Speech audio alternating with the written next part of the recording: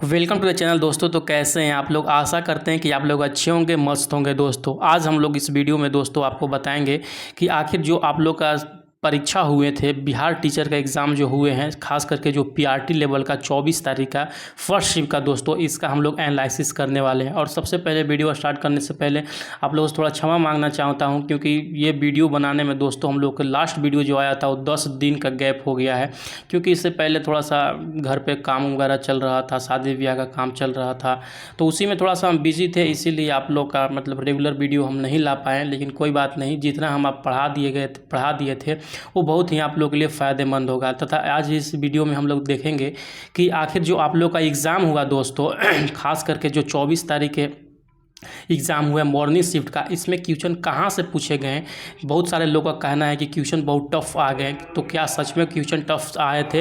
इसमें एक एक करके एनालिसिस करते हैं। लेकिन जहाँ तक मैंने पेपर को देखा दोस्त, उसमें तो सारे के सारे क्वेश्चन या तो प्रीवियस ईयर क्वेश्चन थे या तो SCERT बुक से आपका सवाल दिया गया था। ठीक, तो एक एक क्वेश्चन का हम आपको दिखाएंगे कि कहाँ से क्वेश्चन पूछा गया था। ठीक, तो वीडियो को स्टार्ट करने से पहले अगर नए हैं चैनल पर तो जल्दी से चैनल को सब्सक्राइब कर ले तथा वीडियो को लाइक कर ले, तथा लास्ट में देखेंगे कि आखिर इतना होने के बावजूद आपका पीआरटी का कट ऑफ दोस्तों कितना जा सकता है। ठीक, जैसे कि देखिएगा यहाँ पे 24 तारीख के पहला शिफ्ट में एक सवाल पूछा गया था, जैसे कि यहाँ पे देख सकते हैं कि शुष्क बुझे हुए चूने पर क्लोरीन गैस की क्रिया से कौन सा पदार्थ बनता है। ठीक है, तो ये एज इट इज़ अगर कि आप क्लास 10 का चैप्टर नंबर 2 साइंस का बुक पढ़ते हैं तो वहाँ पे एकदम एज इट इज़ यही लिखा गया है। तथा यही चीज़ हमारे नोट्स में मैं बता रहा हूँ ना, केवल और केवल जो लोग हमारा नोट्स पढ़ के गए होंगे अच्छे से ना, उनमें से तो 50 क्वेश्चन डायरेक्ट टू डायरेक्ट उसमें से देखने के मिले होंगे। और जो लोग अच्छे ढंग से पढ़ के गए होंगे तो उनके 70+ मार्क्स कोई नहीं रोक सकता। और ये 70+ मार्क्स आपका सिलेक्शन दिलाने के लिए बहुत ही काफ़ी है दोस्तों। ठीक है, जैसे कि यहाँ पे देख सकते हैं जो अभी सवाल दिखाए हैं, एज इट इज़ क्लास 10 के साइंस के बुक में चैप्टर नंबर 2 में लिखा हुआ है कि शुष्क बुझा हुआ चूना पर क्लोरीन की क्रिया से विरंजक चूर्ण प्राप्त होता है। यही ऑप्शन में आपका जैसे कि यहाँ पे देख सकते हैं दिया गया है, ऑप्शन नंबर बी में कौन सा प्राप्त होता है, तो विरंजक चूर्ण प्राप्त होता है। जो SCERT बुक पढ़ के गए होंगे तो ये तो एक चुटकी में बना के चले गए आए होंगे, और जो नहीं पढ़े होंगे ना उसको ये पल्ला नहीं पड़ेगा। ये सवाल ऐसा सवाल है। ठीक, जैसे कि अगला सवाल देख सकते हैं कि अंडाशय द्वारा कौन सा कार्य किया जाता है।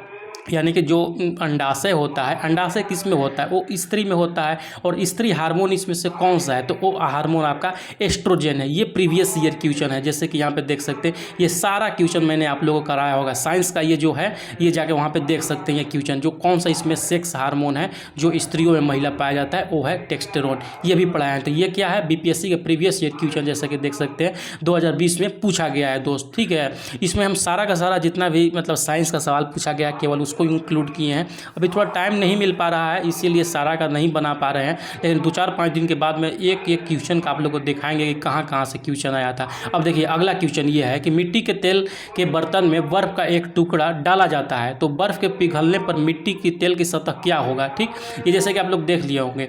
अब यही क्वेश्चन हम आपके प्रीवियस ईयर क्वेश्चन में ये कराए थे कि पानी के एक गिलास में एक बर्फ़ का टुकड़ा तैर रहा है, जब वह बर्फ़ का पिघलता है तो पानी का स्तर का क्या होगा। तो सिंपल सी बात है, पानी का मात्रा हो या केरोसिन का मात्रा हो उतना ही रहेगा। ये भी आपका BPSC का प्रीवियस ईयर क्वेश्चन है। इसमें टोटल 15 क्वेश्चन हम आपको बताए हैं। ठीक, अगला सवाल है कि माता पिता की संतति के लक्षणों के पहुंचने की प्रक्रिया को क्या कहते हैं। ठीक, ये सवाल जब आप लोग देखिएगा, अगर के आप क्लास 10 का SCERT बुक पढ़िएगा साइंस का चैप्टर नंबर 8, तो एज इट इज़ वहाँ पे लिखा हुआ है कि बच्चे का प्रत्येक लक्षण पिता और माता के DNA से प्रभावित होता है। देख रहे हैं, तो इसको क्या बोलते हैं? DNA, मतलब आनुवंशिकता से प्रभावित होता है। एज इट इज़ वहाँ पे लिखा हुआ है। जो लोग पढ़े होंगे अपना वो तो मार के आगे निकल गए होंगे। ठीक, अब अगला सवाल देखिए यहाँ पे कितना मतलब अच्छा सवाल दिया गया है। हरे पौधे सूर्य के प्रकाश की ऊर्जा का ग्रहण करते हैं। क्या ग्रहण करते हैं? उससे खाद्य ऊर्जा में परिवर्तित करते हैं। यानी कि जो सूर्य के प्रकाश ग्रहण करते हैं उसका कितने प्रतिशत चीज़ को वो खाद्य ऊर्जा में परिवर्तित करते हैं। तो अगर कि इसको आप लोग देखिएगा, ये इस सवाल को देखने के लिए क्लास 10 का चैप्टर नंबर 13 जब पढ़िएगा तो यहाँ पे अच्छा से लिखा हुआ है कि एक स्थलीय पारितंत्र में हरे पौधे की पत्तियों द्वारा प्राप्त होने वाली सौर ऊर्जा का लगभग 1% भाग खाद्य ऊर्जा में परिवर्तित होती है। तो इसमें देख रहे हैं यहाँ पे कितना प्रतिशत भाग हो जाएगा, डायरेक्ट आप आंसर लगा सकते हैं 1% भाग खाद्य ऊर्जा में परिवर्तित हो सकता है। देख रहे हैं एक एक सवाल आपका एकदम SCERT बुक और प्रीवियस ईयर क्वेश्चन से भर भर के दिया गया। अब देखिए यहाँ पे कि पारितंत्र में ऊर्जा का प्रवाह होता है, ये सवाल आप लोग देख लिए और जस्ट यही सवाल मैं आप लोगों का प्रीवियस ईयर क्वेश्चन में कराया हुआ था। किसी भी पारिस्थितिक तंत्र में ऊर्जा का पिरामिड क्या होता है, हमेशा सीधा होता है, यानी कि हमेशा एक दिशा में चलता है। तो देख रहे हैं एकदम हूबहू सवाल आपका दिया गया है यहाँ पे। अगला सवाल जैसे कि आप लोग देख सकते हैं यहाँ पे हम दिखाते हैं, क्या है कि निम्नलिखित में से कौन सा गैस लैंडफिल से उत्पन्न होता है। लैंडफिल से यानी क्या मतलब, जो भूमि का दरार वगैरह होता है उसमें से कौन सा गैस निकलता है। वही चीज़ हम लोग आपको बताए थे प्रीवियस ईयर क्वेश्चन में कि गैस जो धान के खेत से उत्सर्जित होती है तथा भूमि के तापमान में वृद्धि करती है, वो कौन सा गैस है, मीथेन। सिंपल इसका भी आंसर होगा मीथेन। ठीक, अगला सवाल हम आपको दिखाते हैं कि कहाँ से पूछा गया था। अगला सवाल जैसे कि यहाँ पे देख सकते हैं, इमली में कौन सा अम्ल होता है। तो ये तो बहुत सारे जगह दिया गया है कि टार्ट्रिक अम्ल में होता है, अगर ये प्रीवियस ईयर क्वेश्चन भी है और आपका जो है SCERT बुक में दिया गया है। तो SCERT बुक में कहाँ पे दिया गया है, क्लास 7 का चैप्टर नंबर 12 में आप लोग वहाँ पे हम आपको बताए थे और नोट्स में भी दिए थे कौन सा चीज़ में कौन सा अम्ल पाया गया था। जैसे कि यहाँ पे देख सकते हैं इमली हम टार्टिकम बताए थे। ठीक, जो लोग अच्छे से खाली रिवीजन करके गए होंगे ना तो उनका कोई नहीं रोक सकता है रिजल्ट दोस्त। ठीक, अगला सवाल देखिए यहाँ पे है कि एक सामान्य नेत्र लेंस की नाभि की दूरी होती है, कितना दूरी होती है। तो ये सब लोग जानते होंगे 25 सेंटीमीटर दूरी होती है। तो ये कहाँ पे दिया गया है, ये तो आपका एक तो BPSC का प्रीवियस ईयर क्वेश्चन है और क्लास 10 का चैप्टर 10 में ये दिया गया है कि अभिनेत्र लेंस की वह क्षमता जिसके कारण वह अपनी फोकस दूरी को समायोजित कर लेता है असमंजन कहलाती है। किसी वस्तु को स्पष्ट देखने के लिए नेत्र से कम 25 सेंटीमीटर की दूरी होना चाहिए। देख रहे हैं दोस्त कितना बेहतरीन सवाल दिया गया है किताबों से, जो आपका सिलेबस था उसी में से सवाल पूछा गया है। हाँ, कुछ सवाल ऊपर नीचे पूछे गए हैं लेकिन मैक्सिमम सवाल इसी से पूछे गए हैं। अगला सवाल देखिए जैसे कि यहाँ पर दिया गया है, निम्नलिखित में से किसकी खेती जायद के मौसम में की जाती है। जैसे ऑप्शन देख सकते हैं और यही सवाल अगर कि आप क्लास 5 के चैप्टर नंबर 10 में जब हम आपको पढ़ा रहे होंगे, इस सब का वीडियो जो साइंस का है ना सब अपलोडेड है यूट्यूब पर, जाके वहाँ से देख सकते हैं कि आखिर मैंने झूठ बोल रहा हूँ या सच बोल रहा हूँ। सारा का सारा उसी में से सवाल आया है। तो मैं उस समय बताया था कि जायद का जो फसल होता है ये गर्मी के दिनों में होता है। इसमें तरबूज, खीरा, ककड़ी, जितना भी ये चीज़ होते हैं ये सब जायद फसल में आते हैं। वही सवाल आपका यहाँ पे पूछा गया था कि जायद फसल में कौन कौन सा होता है। ये तरबूज भी हो जाएगा, खीरा भी हो जाएगा और तरबूज खरबूज सब होगा और इनमें से एक उपयुक्त में से एक से अधिक आपका राइट आंसर होगा। ठीक है दोस्त, अगला सवाल आपको दिखाते हैं कहाँ से पूछा गया था। अगला सवाल है देखिए यहाँ पे कि निम्नलिखित में से कौन सा जीव क्लोरोफिल की उपस्थिति में सूर्य के प्रकाश का उपयोग कर अकार्बनिक पदार्थों को कार्बनिक यौगिकों में परिवर्तित करता है। ठीक, जब मैं ये खाद्य श्रृंखला पढ़ा रहा था आपको, यानी खाद्य श्रृंखला मैंने कब जो ये पौधों का पोषण हम पढ़ा रहे थे, ये शायद क्लास 7 का चैप्टर नंबर 6 जब पढ़ा रहे थे, ये सारा का सारा अपलोडेड है वीडियो, जाकर आप यूट्यूब पर अभी भी है, जाकर देख सकते हैं। इसी समय हम आपको बताए थे कि विषमपोषी जीव क्या होते हैं, परजीवी क्या होते हैं, परपोषी क्या होते हैं, स्वपोषी क्या होते हैं। वहीं पर यहाँ पर पूछा गया था कि जो क्लोरोफिल की मदद से स्वयं खाना बनाते हैं उसको क्या कहा जाता है, तो उसको कहा जाता है स्वपोषी। देख रहे हैं कितना बेहतरीन सवाल आपके किताबों में से घुमा घुमा कर दिया गया है। नेक्स्ट सवाल वही था, आहार स्तर की प्रथम पोषी स्तर कौन सा है। तो बहुत सारे लोग इसमें प्राथमिक उपभोक्ता मारे होंगे, प्राथमिक उपभोक्ता नहीं होगा, ये पोषी स्तर बोल रहा है, इसमें होगा स्वपोषी। स्वपोषी मतलब कौन, जो ऐसा चीज़ जो सूर्य के प्रकाश से डायरेक्ट भोजन का निर्माण करती है। थोड़ा सा गला खराब है दोस्त, कोई बात नहीं।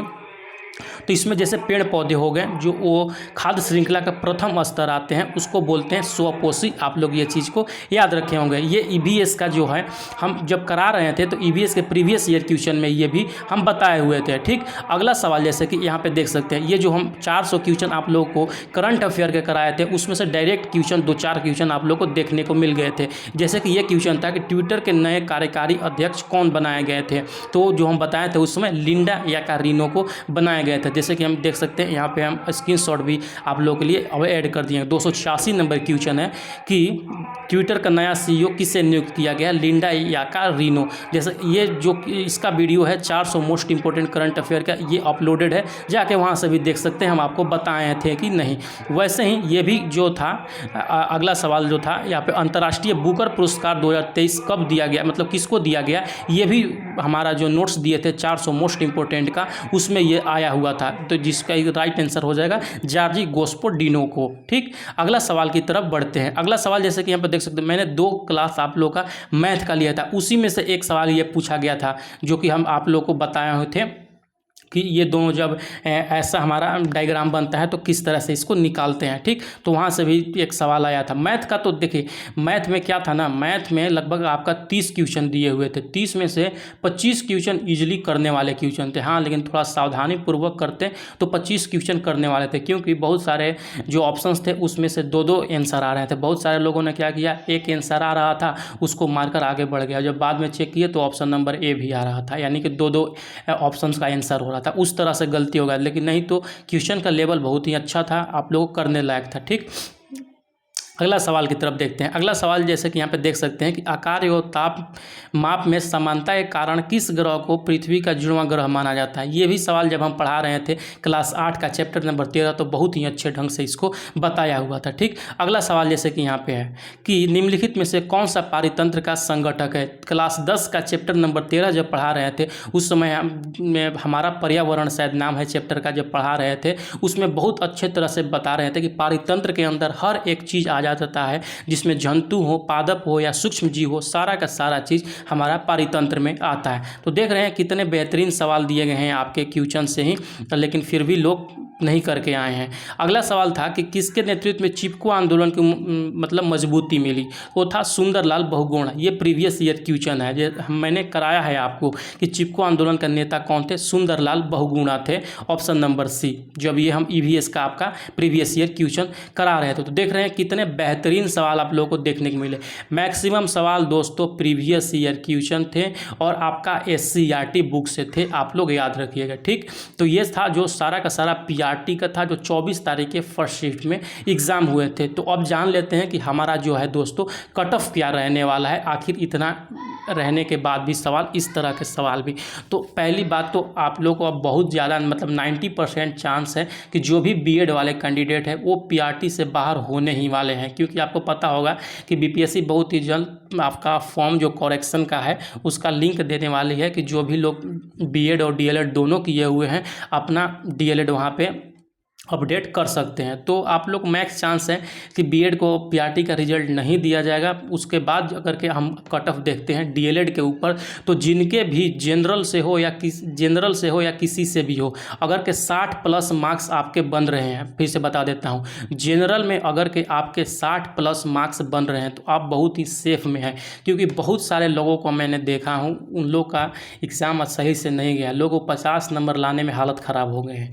ठीक है, तो जिसके भी 60+ हैं वो अपना सेफ जोन में ले सकते हैं। वही जनरल OBC हो गए, OBC भी अगर के 58+ जिनके मार्क्स है वो आप सेफ जोन में हैं। बाकी महिलाएं जो है 55+ यानी कि फीमेल हो गए, और SC ST कैंडिडेट हो गए, वो अगर के उनका 55+ मार्क्स आ रहा है तो आप वो अभी सेफ जोन में हैं। आप लोग इंतज़ार करिएगा, आप लोग को DV के लिए बुलाया जाएगा दोस्तों। ठीक है, तो मिलते हैं नेक्स्ट वीडियो में। स्टेट के आप 4 दिन में आप लोग कैसे अच्छे से तैयारी कर सकते हैं हम बताएंगे। तब तक के लिए चलिए पढ़ते रहिए, मुस्कुराते रहिए, बाय बाय।